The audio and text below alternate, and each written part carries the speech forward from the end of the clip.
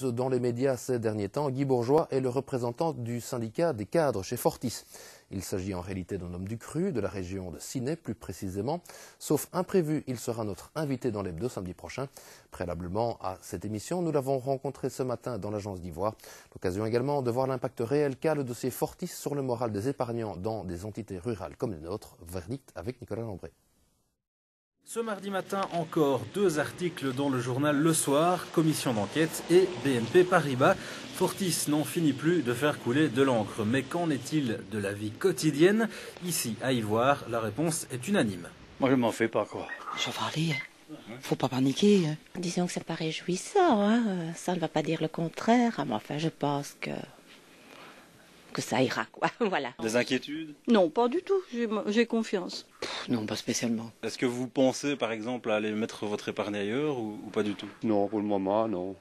Mais non, parce que je crois que s'il y a quelque chose ici, il y aura quelque chose autre part aussi. Hein. Évidemment, ceci n'a pas valeur de sondage. Il n'empêche, Guy Bourgeois, qui habite la région de Ciney, est le représentant d'une partie du personnel de Fortis. Il constate ce même sentiment un peu partout. Je dois vous dire que c'est cela qui est tout à fait étonnant dans cette affaire. C'est que vous avez d'une part des actionnaires qui s'agitent beaucoup et d'autre part une clientèle étonnamment calme. Le bon sens populaire, une fois de plus, l'emporte. On attend, on regarde ce qui va se passer, qui continue. Enfin, on a eu une lettre ici de Fortis, que tout allait bien. Qu'est-ce qui vous rassure? L'État suit quand même les banques belges, donc moi je pense qu'on peut leur faire confiance et j'espère en tous les cas ne pas me tromper. Je suppose aussi que l'État belge ne va pas laisser crouler la banque et puis voilà. Sinon, à mon avis, il y aurait des émeutes dans le pays. Et c'est vrai que la direction, comme l'État belge, parle beaucoup de la sécurité pour les épargnants. Du côté du personnel, des cadres en tout cas, c'est la même teneur. Pas de disparition des agences, même rurales comme ici. À court terme, en tout cas, il n'y a aucun risque de disparition de certaines agences.